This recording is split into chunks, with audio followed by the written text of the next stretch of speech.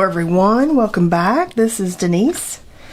Today I thought I would show you how to make some of your own graphite watercolors, which I love the graphite paints. I've got a bunch of them that I've made. Got a lot of videos that are older here on the channel that have the graphite colors. I'm just gonna try to pull this out here. Yes, see, these are some colors that I made a while back, and I made a Skillshare class on making some of these, but I thought I'd go ahead and make a video for here.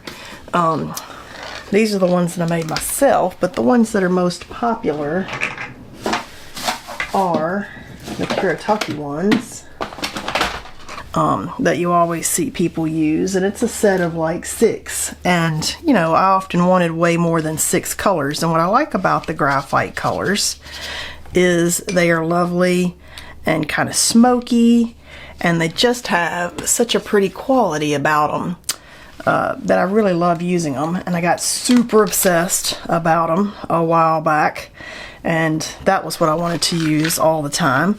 So I thought I need way more colors than just, you know, the couple that I've got. So then I started looking at what's the best way to kind of create some colors that I would love, that I could use, that maybe I could kind of expand upon the colors that I've already got. And there's another brand of little graphite colors out there, but it's little tiny pans and there's just a few colors. And so I came up with the bright idea of just making some of my own with whatever my favorite watercolors were. So that's kind of where this video idea came from. See, here's the other brand. They're really tiny, and I should have activated these with some water, but just kind of give you an idea of some differences in the different colors.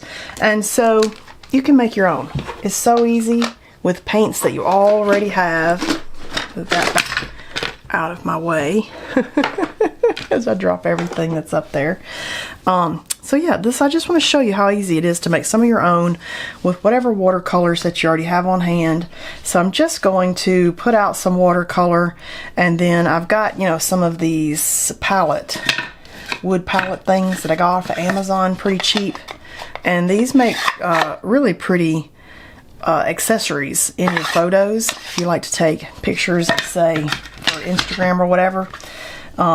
Yeah, those make really pretty accessories for Instagram photos and stuff. So I'm just going to show you. Put out a good quantity, because we're going to put it in like a little empty pan, and you want enough to work with later.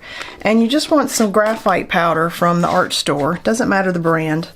I'm using the Jacquard mixed media graphite powder, and it does seem to be nice and fine. It's really, really fine powder. It's almost like a charcoal powder. And let me tell you, I did try making these with charcoal and then thinking, ooh, do I like that? But the charcoal just kind of acts like a black pigment, whereas the graphite, it gives that smoky quality.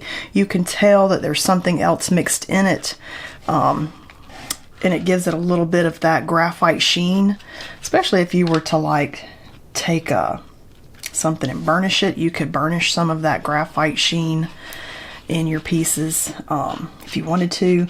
And basically you just pick a scoop of it. You can get more precise as you do a few and you think, ooh, I like that quantity of powder. And because it's so fine, I just don't go through all the trouble of mulling it like you normally would a watercolor, where they take the glass muller and mull it on glass and stuff. And I have that. I can do that, but what a pain.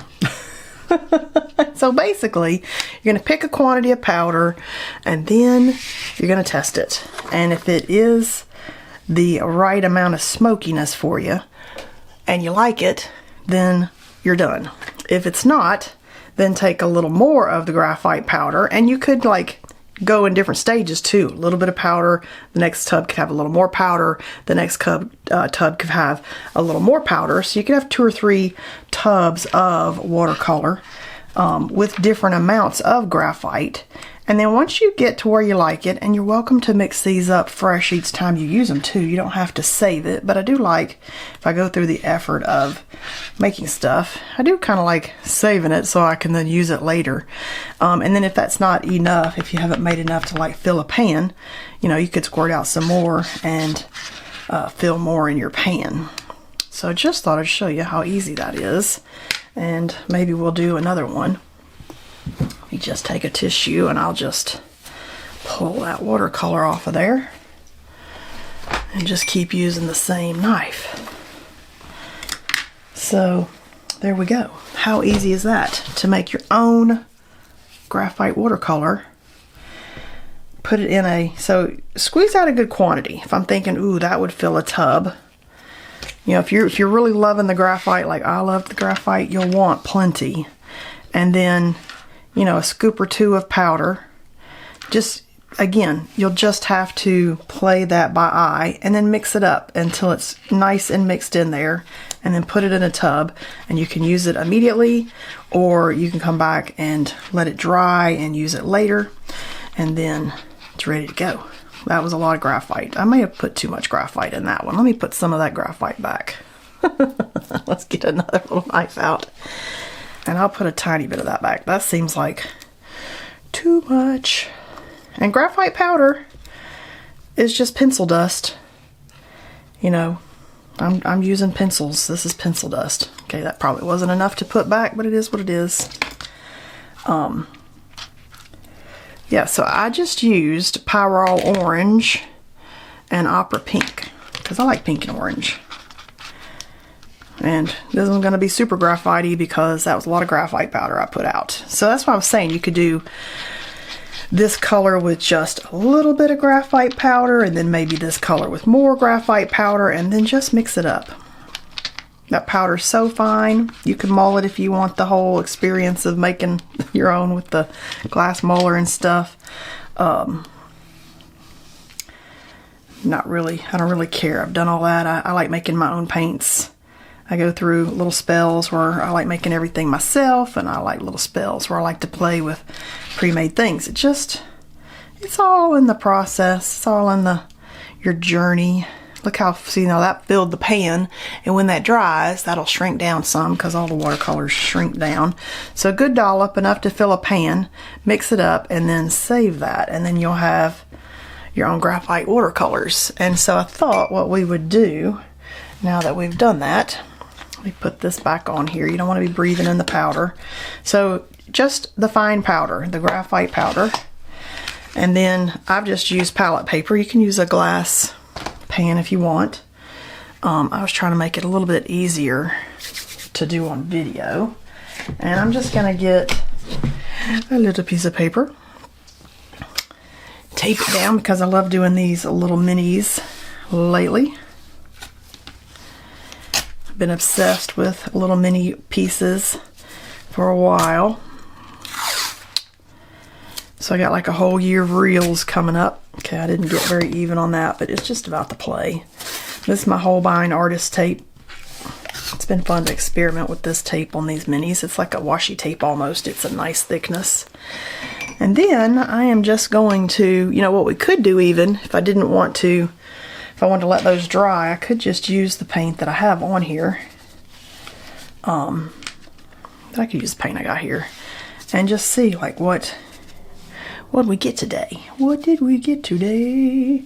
And I might think, ooh, I need more in that orange, you know, with this little test that we're doing. It might be, it might show you like where did you need more or less of the graphite powder. If it's not graphite-y enough, then you could add some more. That's why I want you to do like a little test as you're making it. Add some graphite powder, test it out on the paper. Does it have enough? Did it have not enough? Before you finish up, and that way you'll know. I might have picked up too much pure watercolor on my little palette sheet there, but yeah, I want you to experiment and play because you can make graphite watercolors out of anything. And if you live somewhere, oh, there we go, I did pick up too much of the pure pigment. If you live somewhere where maybe the graphite watercolors by Kuretake or whoever aren't readily available like they are where I am, this is a way to have it yourself. Or you want more colors, or you know, you want it to be a little more bespoke and handmade, which I really like, which is why I buy a lot of handmade watercolors and paints too, because I like the handmade aspect in art like that. So I make my own, and I like what others, I appreciate what others do too. Just wiping the watercolor off so I don't smear it on something, and we just let that dry, and let me let that dry, and I'll be right back, and then we'll take a look at what they look like. All right, these are close to being dry. It's almost dry, but look how cool that is. This is what I like about it, is you do have the darkness of the graphite that comes out. You could buff that with, say, like the back of a spoon and burnish it and have that graphite shine, really. I don't do that, but you can, and really have it show up quite cool. But look at that. You can have different variations, different amounts of graphite in your paint so that you get different looks. And it's so beautiful with that pink and that orange. You could come back in and then, you know, do some cool mark making, and I'm obsessed with doing these fun little abstracts on this little paper. So these are the perfect way to experiment with all the colors that you create once you go through the effort of making all these. These are fantastic for then testing everything out.